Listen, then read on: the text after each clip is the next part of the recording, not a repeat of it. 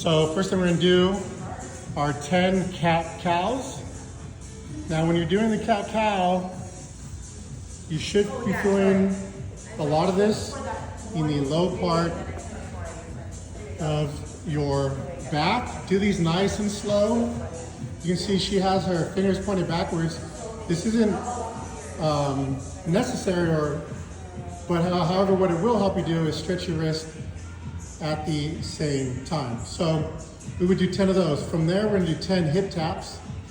So we're gonna go into a forearm plank position, and the goal here is going to be best you can to touch the side of your hips to the ground. Now this is very important because there's a couple things happening here. We're getting isometric contraction in the abs, but also what's happening is we're adding a torsion or a twist, which we don't get a lot of lateral movement in CrossFit. So it's a good way to warm up the back. So from here, we're gonna go wipers.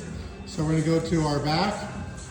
We're going to put our legs straight out best we can, and we're gonna do our best to go to one side with our legs while looking at the other arm.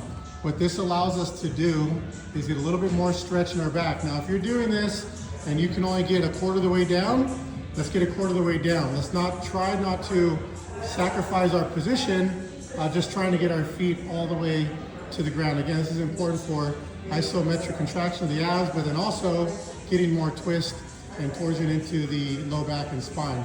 From here, we'll go right into hip thrust or glute bridge. So we'll do 10 of these. Now on the top of these, what you should be doing is squeezing your glutes together. On the 10th one, what I would like you to do is hold that position for 10 seconds while squeezing your glutes. You should feel this really light up in your low back, which is a good thing.